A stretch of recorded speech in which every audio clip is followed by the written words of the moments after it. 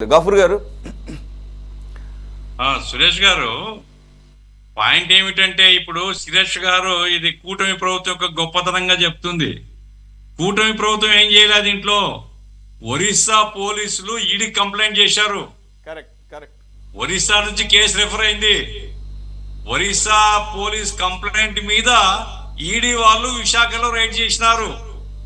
అంటే ఇక్కడ నిద్రపోతుంది గవర్నమెంట్. నా పాయింట్ ఏమిటంటే ఆర్థిక నేరం ఎవరు చేసినా నిర్దాక్షిణ్యంగా వ్యవహరించాలి. అది YCP party, TDP party, Congress party, ఇంకో పార్టీ.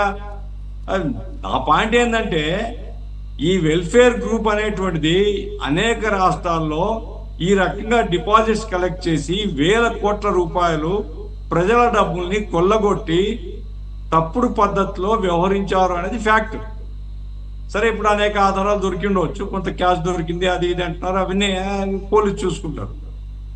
నా పాయింట్ ఏంటంటే ఇప్పుడు ఇటువంటి నేరస్తుల్ని, ఆర్థిక నేరస్తులు అంటున్నాను నేను. విజయప్రసాద్ను నేను ఆయన రాజకీయ నాయకుడిగా చూడడం లేదు.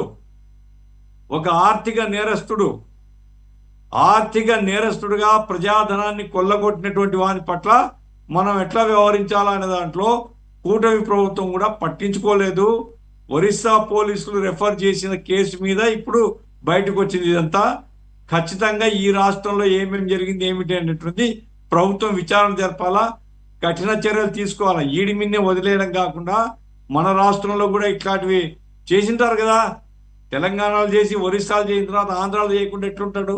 కాబట్టి రాష్ట్ర ప్రభుత్వం ఈ విషయం మీద దర్యాప్తు చేయాలి. వైసీపీ పార్టీ నా రిక్వెస్ట్ ఏమంటే వాళ్లకు ముందు అతన్ని సస్పెండ్ చేయండి.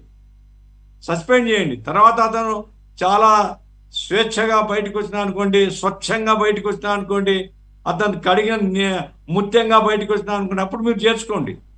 కానీ ఎక్కడో చోట ఒక ప్రామాణికం ఉండాలి కదా. అది టీడీపీ పార్టీకి కూడా వస్తుంది. చాలా మంది టీడీపీ పార్టీలో కూడా ఉన్నారు ఇట్లాంటి వాళ్ళు. ఇప్పుడు ఈ సందర్భం కాదు.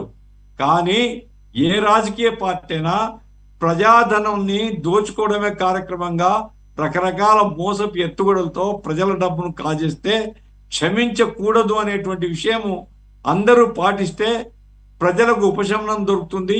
ఇట్లాంటి తప్పుడు ధోరణి ఉండే వాళ్ళు రాజకీయాలను ఆశ్రయించరు. ఇప్పుడు ఈ విజయప్రసాద్ ఎందుకు వచ్చాడు రాజకీయాల్లోకి? ఆయనకు ఈ తప్పులన్నీ కప్పుచ్చుకోవాలంటే ఒక బలం కావాలా. కాబట్టి వైసీపీలోకి వచ్చాడు. వైసీపీ వాళ్ళు టికెట్ ఇచ్చినాడు, అయినా గెలవలే. ఇప్పుడు వైసీపీ పార్టీకి ఇన్ఛార్జ్ ఏదో ఉన్నాడు. రాజకీయాలు ముసుగ్గా వాడుకొని తప్పులు చేసేవాడిని ఏ రాజకీయ పార్టీ క్షమించకూడదని నా పాయింట్. అది వైసీపీ కావచ్చు, టీడీపీ కావచ్చు, ఇంకో పార్టీ కావచ్చు, లేదా కమ్యూనిస్ట్ పార్టీ కావచ్చు. మేము మా పార్టీలో ఆర్థిక నేరస్తులు ఎవరు దొరికినా వెంటే తొలగించేస్తాం. మేము మా దాంట్లో ఆర్థిక నేరస్తులు అంటే అంతో ఇంతో ప్రజల దగ్గర డబ్బులు వసూలు చేసుకొని పార్టీకి జమ చేయకుండా మేము తీసేస్తాం. అట్లాంటిది 2,000 కోట్లు 3,000 కోట్లు వాడు దోపిడీ చేస్తే అట్లాంటి మనం ముసుగు వేసుకునే అవకాశం ఎందుకు ఇవ్వాలా? కాబట్టి వైసీపీ పార్టీ కూడా ఆర్థిక నేరస్తుల్ని మా పార్టీలో ఆశ్రయం ఇవ్వమని అతన్ని పక్కన పెట్టినారనుకోండి, ఆ పార్టీ గౌరవం పెరుగుతుంది.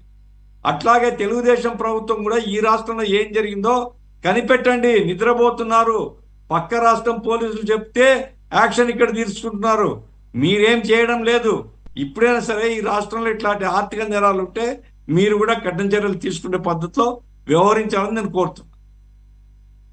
యాక్చువల్గా మోరల్గా మీరు చెప్పింది కరెక్టే, కానీ ఇప్పుడు స్వయాన ఆ పార్టీ నాయకుడి మీద ఉన్నాయే ఆర్థిక పరమైనటువంటి కేసులు, అది కూడా సీరియస్ సిబిఐ అండ్ ఈడీ కేసులు. అదొక అంశం. రెండోది మనుషుల్ని చంపి డోర్ డెలివరీలు చేస్తేనే భుజారం వేసుకొని ఊరేగిన బ్యాచ్. రెండోది ఎలా సందర్భం వచ్చింది కాబట్టి అతను గజనీ మహమ్మద్ లాగా బెయిల్ కోసం రకరకాల ప్రయత్నాలు చేస్తున్నాడు కదా ఈ డోర్ డెలివరీ చేసిన క్యాండిడేట్. ఈరోజు మరో బెయిల్ పిటిషన్ వేశాడంట సార్. దేని కారణం ఏంటో సార్ చెప్పనా సార్? 17వ తారీఖు నుంచి అంట ఎమ్మెల్సీకి సంబంధించినటువంటి శాసనమండలి సమావేశాలు జరగబోతున్నాయి. నా నియోజకవర్గ ప్రజల యొక్క సమస్యల్ని వాయిస్ చేయడానికి అక్కడ ఎవరూ లేకుండా పోయారు, ప్లీజ్ నాకు అవకాశం ఉండని చెప్పేసి. ఇలా ఉంటే నవ్వు వస్తుంది వీళ్ళందరినీ చూస్తుంది. రెండోది